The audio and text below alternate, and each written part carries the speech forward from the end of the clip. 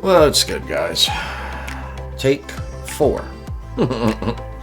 So the computer keeps shutting down on me. So these next few videos are going to be basically on being disabled and either repairing or getting a good credit behind you for your trust and whatnot,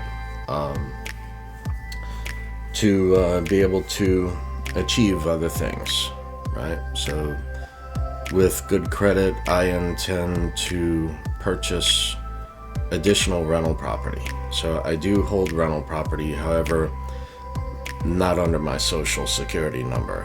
I hold that under the EIN number of my trust, along with other investments. So this is just my road in what I'm doing and how and why. So the next thing on my list is, I would say, a vacation rental property, because for me it's more of residual income and being retired. So in addition to my Social Security and Medicare, I also get rental income.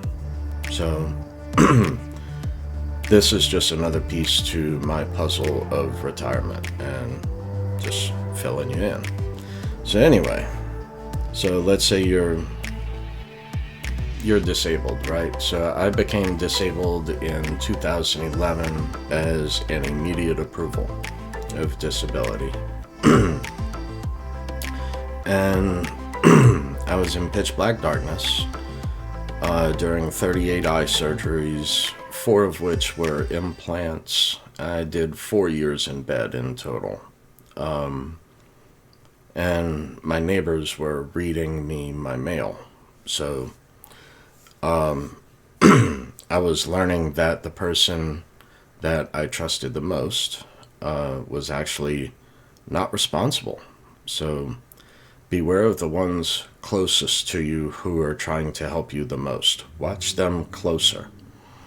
So my father, I made the payments, and my father did not mail the payments, right? Did not care, and I was told by my mother even, well, what are you ever going to use credit for? Wow, thanks for that. That really lit a fire under me, I would say. So anyway, all of these late payments later, right?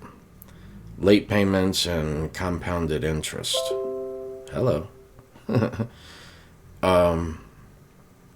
Came into play months later during, I was in immediate approval, and it took me 6 months to receive my first Social Security check. I had nothing and no one, no help. So the ones who were there to help ended up taking from me, stealing from me, other things like that, whether that be an automobile or things in the house, just never to be seen or ever again, right? So beware of those closest to you.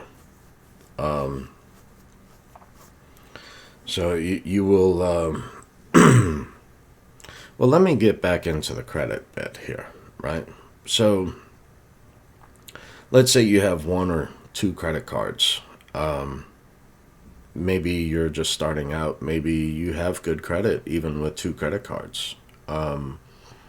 Here's another way in which you can benefit yourself is you can take $1,000 cash, go down to your local bank, and you can put that $1,000 into a CD. Then you take a loan out on that CD, deposit those funds into a separate checking account, have them automatically deducted monthly out of that account. It'll end up costing you about $30 at the end of the year, so a 12-month term. And you do that every year. And you'd be surprised at how many lines of credit you will build just on those loans, because your FICO score is also determined in a credit mix. So even if you're like me and you get 19 credit cards, then you still won't have a good mix. The credit cards are revolving credit. You need, what do they call that? Not revolving. You need, not institutional. What is it? where it shows a different type of credit. The word I forget at the moment. Anyway, so you have to have a different mix of credit in order to improve your FICO. So that's one good thing that I would suggest to you to do. Other things, your student loans. Once you become permanently disabled, those student loans can be forgiven. You have to reach out to your issuer, whether that be Sally Mae, whatnot. Now, you have to stay on top of them because, like for me, I had several months that remained on my FICO, on my credit score for 7 years because they refused to remove them during the time in which I went blind.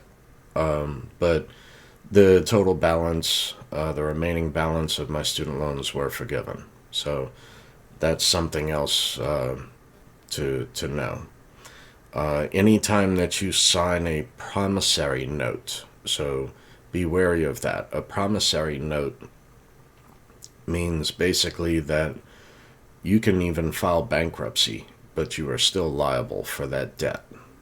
So, yeah, if you sign a promissory note, or if you have to, don't do it. I've had several issues with credit. So basically, now currently I have 100% payment history. I'm using between 1 and 2% utilization, and I do have 5 derogatory marks on my credit score, only because several years ago, those will be removed in about a year and a half. A few years ago, right? So those remain on your credit score for 7 years. They're looked at less if they're 4 years. So if you have bad things on your credit report, after 4 years, it really doesn't matter that much anyway. Credit inquiries, I have 20 at the moment. So in 2 years from now, all of those credit inquiries will be gone, which after 1 year, they're not looked at badly in that manner either. So, but there are other things that you can do. I do not suggest these different law firms to do things to remove things from your credit. That's more of a scam. So I'd be a little iffy on that, right? So this is part 1. I'm going to continue this, but I have to save this, otherwise the computer will just shut off on me. So